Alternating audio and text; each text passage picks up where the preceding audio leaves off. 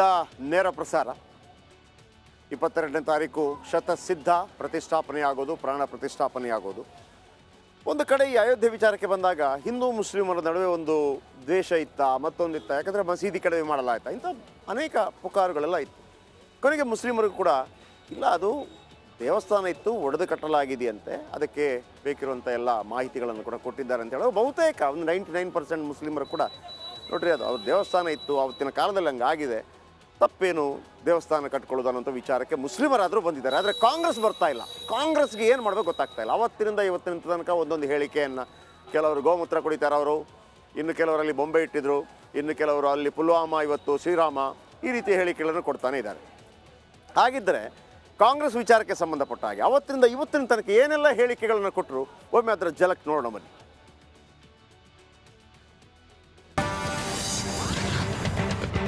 ಹಿಂದಿನ ಚುನಾವಣೆಯಲ್ಲಿ ಪುಲ್ವಾಮಾ, ಈಗ ಶ್ರೀರಾಮ. ಲಾಸ್ಟ್ ಟೈಮ್ ಎಲ್ಲಿತ್ತು ರಾಮ ಮಂದಿರ? ಲಾಸ್ಟ್ ಟೈಮ್ ಪುಲ್ವಾಮಾ ತೋರಿಸಿದ್ರು, ಸುಮ್ಮನೆ ಯಾವುದೋ ಫ್ಲೈಟ್ ತೋರಿಸಿ ಪಾಪ ಎಲ್ಲ ಜನ ಮರಳೋಗಿ ಭಾಳ ದೇಶ ಕಾಪಾಡ್ತಾರಂತ ಹೋಗ್ರು. ಎಷ್ಟು ಜನ ಸತ್ರು? ಅಯೋಧ್ಯೆಯಲ್ಲಿ ಬಿಜೆಪಿ ರಾಮ, ಸಿದ್ದಣ್ಣನೇ ನಮ್ಮ ರಾಮ. ಒಳ್ಳೇದಾಯ್ತಲ್ಲ, ಅವರೇ ರಾಮ, ಸ್ವತಃ ಸಿದ್ದರಾಮಯ್ಯನೇ ರಾಮ.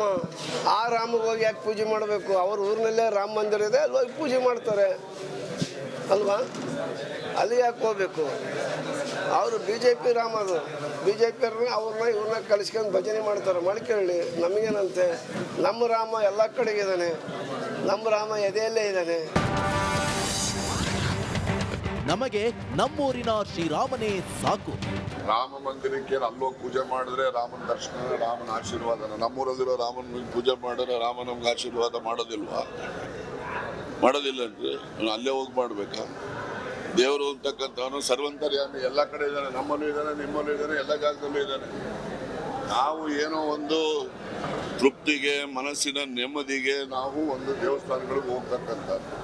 ಈಗ ಶ್ರೀರಾಮನ ದೇವಸ್ಥಾನ ಅಲ್ಲೋದಾಕ್ಷಣಕ್ಕೆ ಶ್ರೀರಾಮನ ಆಶೀರ್ವಾದ ಆಗ್ಬಿಡ್ತಿದ್ದ? ಇಲ್ಲಿರೋ ಶ್ರೀರಾಮನ ದೇವಸ್ಥಾನಕ್ಕೆ ಹೋದ್ರೆ ಶ್ರೀರಾಮನ ಆಶೀರ್ವಾದ ಆಗೋದಿಲ್ವಾ? ಟೆಂಟ್ನಲ್ಲಿ ಗೊಂಬೆ ಇಟ್ಟು ಶ್ರೀರಾಮ ಅಂತ ಹೇಳಿದ್ರು. ನಾನು ಹೋಗಿದ್ದೆ ಬಾಬ್ರಿ ಮಸೀದಿ ಬೀಳಿಸಿದಾಗ, ಇವ್ರು ಶ್ರೀರಾಮನ್ ಇದ್ದಾಗ ನಾನು ಹೋಗಿದ್ದೆ ಈಗ ಅಯೋಧ್ಯೆಗೆ. ಒಂದು ಟೆಂಟಲ್ಲಿ 2 ಗೊಂಬೆ ತಗೊಂಡೋಗಿ ಇಟ್ಬಿಟ್ಟು ಶ್ರೀರಾಮನ ಇವನೇ ಅಂತ ಹೇಳಿ ಹೇಳೋರು. ನಾವು ನಮ್ಮೂರಲ್ಲಿ ರಾಮೇಶ್ವರ ಕೊಳ್ಳಿಗೆ ಹೋಗಿ ದೇವಸ್ಥಾನದವ್ರು ಒಳಗಡೆ ಹೋದರೆ ನಮ್ಮ ದೇವಸ್ಥಾನದಲ್ಲಿ ಕಾಲಿ ಕೂಡಲೇ ನಮ್ಗೆ ಒಂಥರ ವೈಬ್ರೇಷನ್ನು, ಒಂದು ರೀತಿ ನಲ್ಲಿ ದೇವ್ರ ಬಗ್ಗೆ ಭಕ್ತಿ, ವಿಶ್ವಾಸ ಬರ್ತದೆ. ಅಲ್ಲವತ್ತು ನಾನು ಹೋಗಿದ್ನಲ್ಲ, ಏನು ಅನ್ನಿಸ್ಲೇ ಇಲ್ಲ ನನಗೆ. ಯಾವುದೋ ಟೂರಿಂಗ್ ಪ್ಯಾಕೇಜಲ್ಲಿ ಏನೋ ತಂದಿಟ್ಟಂಗೆ ಇದು ಇಟ್ಬಿಟ್ಟಾರೆ 2 ಗೊಂಬೆ. ಇವತ್ತೇನು ಮಾಡೋರೋ ಗೊತ್ತಿಲ್ಲ, ಮುಂದೆ ನೋಡಿ.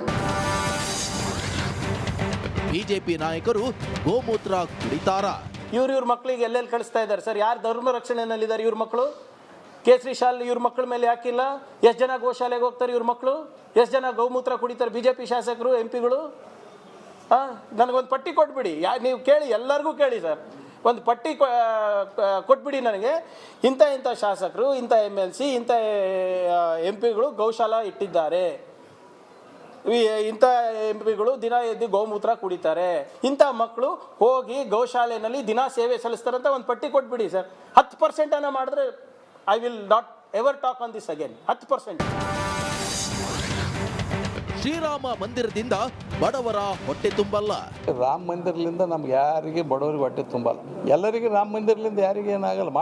ಮಾಡ್ರಿ ಅದ್ರ ಬಗ್ಗೆ ವಿರೋಧ ಕೇಳ್ರಿ. ಅದ್ರ ಬಗ್ಗೆ ಇಲ್ಲ.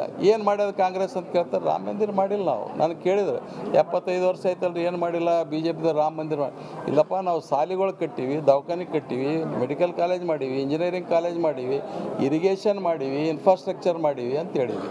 ಇದು ಜನರಿಗೆ ಏನು ಬೇಕು ಅದು ಮಾಡೀವಿ. ಅದರ ಒಳ್ಳೆ ಕೆಲಸ ಅದ, ಅದೇನು ಬೇಡ ಅಂತ ನಾವು ಯಾರು ಅದಕ್ಕೆ ವಿರೋಧ ಯಾರೇ ಮಾಡ್ಯಾರ? ಯಾರು ವಿರೋಧ ಮಾಡಿಲ್ಲ. ಯಾಕೆ ಮಾಡ್ಲಕ್ಕೈತಿ ರಾಮ ಮಂದಿರ ಅಂತ ಯಾರು ಮಾಡಿಲ್ಲ. ನಿಮಗೆಲ್ಲ